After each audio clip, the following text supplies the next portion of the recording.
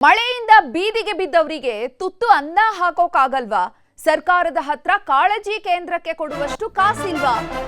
ಕಾನೂನು ಸಚಿವರ ಕ್ಷೇತ್ರದಲ್ಲೇ ಮಕ್ಕಳು, ಗರ್ಭಿಣಿಯರು, ಬಾಣಂತಿಯರನ್ನ ಬೀದಿಗೆ ತಳ್ಳಿದ್ದಾರೆ ಕಟುಕರು. ಮಳೆಯಿಂದಾಗಿ ಬೀದಿಗೆ ಬಿದ್ದವರಿಗೆ ತುತ್ತು ಅನ್ನ ಹಾಕೋದಕ್ಕೂ ಕೂಡ ಗತಿ ಇಲ್ಲ ಅನ್ನುವಂತಹ ಪರಿಸ್ಥಿತಿ ನಿರ್ಮಾಣ ಆಗಿದೆ.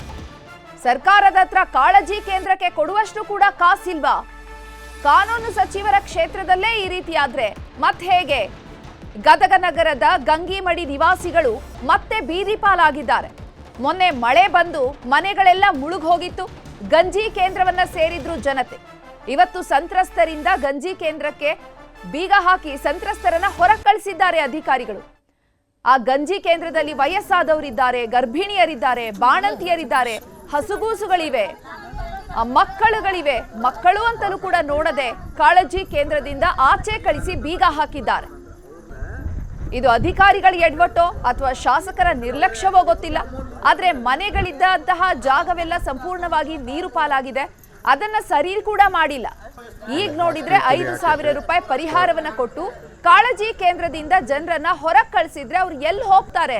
ಪುಟ್ಟ ಪುಟ್ಟ ಮಕ್ಕಳಿರ್ತಾರೆ, ವಯಸ್ಸಾದವ್ರು ಇರ್ತಾರೆ, ಮನೆಯೇ ಇಲ್ಲ, ಮನೆಯೇ ನೀರು ಪಾಲಾಗಿದೆ ಅಂತ ಅಂದ್ಮೇಲೆ ಅವ್ರ ಆಶ್ರಯ ಪಡೆಯೋದಾದ್ರೂ ಹೇಗೆ?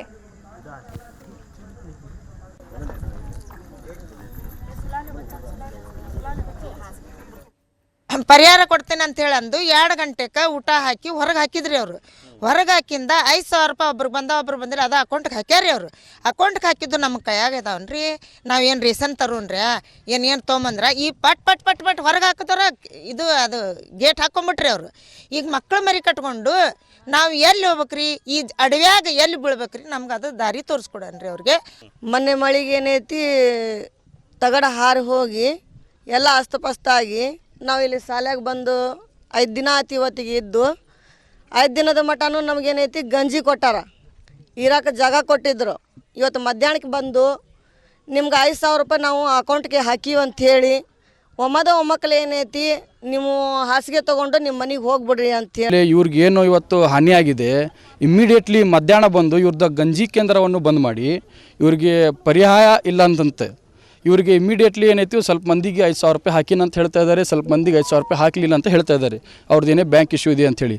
ಇವತ್ತಿನ ಮಟ್ಟನೂ ಅವ್ರಿಗೂ ಇಲ್ಲಿನ ಏನದಾರ ಮಹಿಳೆಯರು ಹೇಳ್ತಾ ಇದ್ದಾರೆ, ಶಾಸಕರು ಇನ್ನೂ ಮಟ್ಟ ಬಂದಿಲ್ಲ ಅಂಥೇಳಿ. ಅದಕ್ಕೆ ನಮ್ಮದು ಪರಿಹಾರ ಇಷ್ಟೇ, ಇವರಿಗೆ ಆದಷ್ಟು ಬೇಗ ಇವರಿಗೆ ಪರಿಹಾರ ಕೊಡಿಸಬೇಕು, ಇವ್ರಿಗೆ ಆದಷ್ಟು ಬೇಗ ಸೇಫ್ ಮಾಡಬೇಕಂಥೇಳಿ ನಮ್ಮ ಒಂದು ಚಿಂತನೆ.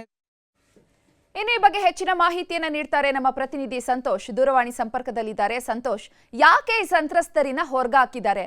ಆ ಮಳೆಯಿಂದಾಗ ಹಾನಿಯಾಗಿರುವಂತಹ ಅವರ ಮನೆಗಳನ್ನ ಸರಿ ಮಾಡಿಸ್ಕೊಟ್ಟಿದ್ದಾರಾ? ಆ ರಸ್ತೆಗಳನ್ನ ಸರಿ ಮಾಡಿಸಿದಾರಾ? ಕುಡಿಯೋ ನೀರಿನ ವ್ಯವಸ್ಥೆ ಮಾಡಿದಾರಾ? 1-2 ದಿನಕ್ಕೆ ಏನು ಪುಟ್ಟ ಮಕ್ಕಳಿದ್ದಾರೆ, ರಸ್ತೆಯಲ್ಲಿ ಮಲ್ಕೋಬೇಕಾ ಅವರು? ಯಾಕೆ ಈ ರೀತಿ ಮಾಡ್ತಿದ್ದಾರೆ? ಹೌದು, ಏನು ಮೇ 17ರಂದು ರಾತ್ರಿ ಸುರಿದಂತ ಧಾರಾಕಾರ ಮಳೆಯಿಂದಾಗಿ ಸಂತ್ರಸ್ತರು ಕೂಡ ಈಗ ಸಾಕಷ್ಟು ಗೋಳಾಟವನ್ನ ಪಡ್ತಾ ಇದ್ರು. ಆ ಸಂದರ್ಭದಲ್ಲಿ ಕೂಡ ನ್ಯೂಸ್ 18 ಕನ್ನಡ ನಿರಂತರವಾಗಿ ವರದಿ ಪ್ರಸಾರ ಮಾಡಿದ ಬೆನ್ನಲ್ಲೇ ಜಿಲ್ಲಾಡಳಿತ ಎಚ್ಚೆತ್ತುಕೊಂಡು ಇವರಿಗೆ ಕಾಳಜಿ ಕೇಂದ್ರವನ್ನ ಅಲ್ಲೇ ಗಂಗಿಮಡಿ ಪಕ್ಕದಲ್ಲಿರ್ತಕ್ಕಂಥ ಸ್ಕೂಲ್ನಲ್ಲಿ ಕೂಡ ಇವ್ರಿಗೆ ವ್ಯವಸ್ಥೆಯನ್ನು ಕೂಡ ಮಾಡಿತ್ತು.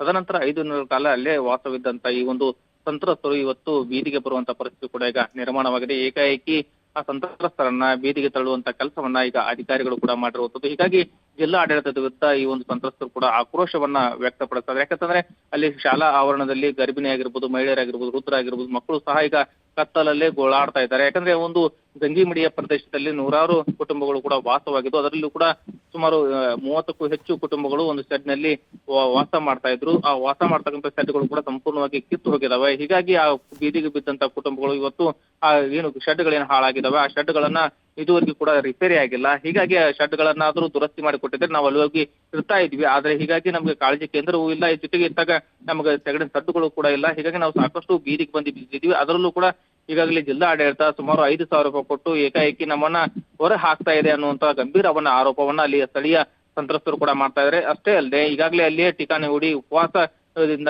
ಈಗ ಕಾಳಜಿ ಕೇಂದ್ರ ಎದುರಿಗೆ ಆ ಒಂದು ಸಂತ್ರಸ್ತರು ಕೂಡ ಕುಳಿತಿದ್ದಾರೆ. ಆದಷ್ಟು ಬೇಗ ಜಿಲ್ಲಾ ಉಸ್ತುವಾರಿ ಸಚಿವರಾದಂತಹ ಎಚ್ ಕೆ ಪಾಟೀಲ್ರು ಬರಬೇಕು, ನಮ್ಮ ಆಳನ್ನ ಕೇಳಬೇಕು, ನಮ್ಮ ಸಮಸ್ಯೆಗೆ ಸ್ಪಂದಿಸಬೇಕು ಅನ್ನೋಂತ ಮಾತನ್ನ ಆ ಒಂದು ಸಂತ್ರಸ್ತರು ಹೇಳ್ಕೊಳ್ತಾ ಇದ್ದಾರೆ. ಆದ್ರೆ ಜಿಲ್ಲಾ ಆಡಳಿತ ಈ ಒಂದು ಸಂತ್ರಸ್ತನ ಬೀದಿಗೆ ತಳ್ಳುವಂತ ಕೆಲಸವನ್ನ ಮಾಡ್ತಾ ಎಂಬ ಯಕ್ಷ ಪ್ರಶ್ನೆ ಕೂಡ ಕಾಡ್ತಾ ಇದೆ. ಯಾಕಂದ್ರೆ ನಿರಂತರವಾಗಿ ಸುರಿದಂತ ಏನು ಗಾಳಿ ಸಹಿತ ಮಳೆಗೆ ಆ ಒಂದು ಸುಮಾರು ಅಲ್ಲಿ ಇರ್ತಂತ ಕುಟುಂಬಗಳೇನಿದ್ದು ಗಂಗಿಮಡಿ ಪ್ರದೇಶದಲ್ಲಿ ಆ ಕುಟುಂಬಗಳು ಕೂಡ ಇವತ್ತು ಬೀದಿಗೆ ಬರುವಂತ ಪರಿಸ್ಥಿತಿ ಕೂಡ ನಿರ್ಮಾಣ ಆಗಿದೆ. ಯಾಕಂದ್ರೆ ಗಂಗಿಮಡಿಯ ಒಂದು ಶಾಲೆಯಲ್ಲಿ ಕೂಡ ಇವರಿಗೆ ಕಾಳಜಿ ಕೇಂದ್ರವನ್ನ ತೆರಲಾಗಿತ್ತು. ಆ ಕಾಳಜಿ ಕೇಂದ್ರಕ್ಕೆ ಈಗ ಅಧಿಕಾರಿಗಳು ಬೀಗ ಹಾಕಿರೋದ್ರಿಂದ ಆ ಕುಟುಂಬಗಳಲ್ಲೂ ಕೂಡ ಈಗ ಕತ್ತಲಲ್ಲಿ ಆ ಶಾಲೆ ಆವರಣದಲ್ಲಿ ಈಗ ನೂರಾರು ಮಹಿಳೆಯರಾಗಿರ್ಬೋದು, ಮಕ್ಕಳಾಗಿರ್ಬೋದು ಮತ್ತು ಆ ಒಂದು ವೃದ್ಧರು ಸಹ ಒಂದು ಗಾಳಿಯಲ್ಲಿಯೂ ಕೂಡ ಈಗ ಕುಳಿತುಕೊಂಡಿದ್ದಾರೆ. ಈ ಕತ್ತಲಲ್ಲಿ ವಾಸವನ್ನ ಮಾಡ್ತಾ ಇದ್ದಾರೆ. ಹೀಗಾಗಿ ನಮ್ಗೆ ಸಾಕಷ್ಟು ತೊಂದರೆ ಆಗ್ತಾ ಇದೆ. ಈ ಎಲ್ಲಾ ತೊಂದರೆಗಳು ಕೂಡ ನೇರವಾದ ಹೊಣೆಯನ್ನ ನಾವು ಮುನ್ಸಿಪಾಲಿಟಿ ಆಗಿರ್ಬೋದು, ಜೊತೆಗೆ ಅಲ್ಲಿರ್ತಕ್ಕಂಥ ಜಿಲ್ಲಾ ಆಡಳಿತ ಹೊಣೆ ಮತ್ತು ಅಷ್ಟೇ ಅಲ್ಲದೆ ಇನ್ನು ತಹಸೀಲ್ದಾರ್ ಕೂಡ ಭರವಸೆಯನ್ನ ಕೊಟ್ಟಿದ್ರು.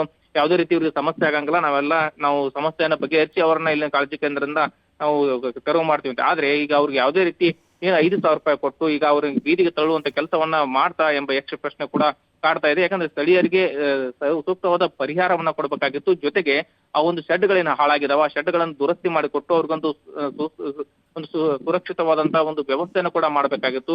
ಯಾಕಂದ್ರೆ ಅಲ್ಲಿ ಸಾಕಷ್ಟು ಮಕ್ಕಳಿದ್ದಾರೆ, ವೃದ್ಧರಿದ್ದಾರೆ ಮತ್ತು ಏನು ಸಾಕಷ್ಟು ವೃದ್ಧರು ಕೂಡ ಅನಾರೋಗ್ಯಕ್ಕೆ ತುತ್ತಾದಂತವ್ರು ಕೂಡ ಇದ್ದಾರೆ, ಗರ್ಭಿಣಿಯರು ಮಹಿಳೆಯರು ಕೂಡ ಇದ್ದಾರೆ, ಸಣ್ಣ ಸಣ್ಣ ಮಕ್ಕಳು ಕೂಡ ಇದ್ದಾವೆ.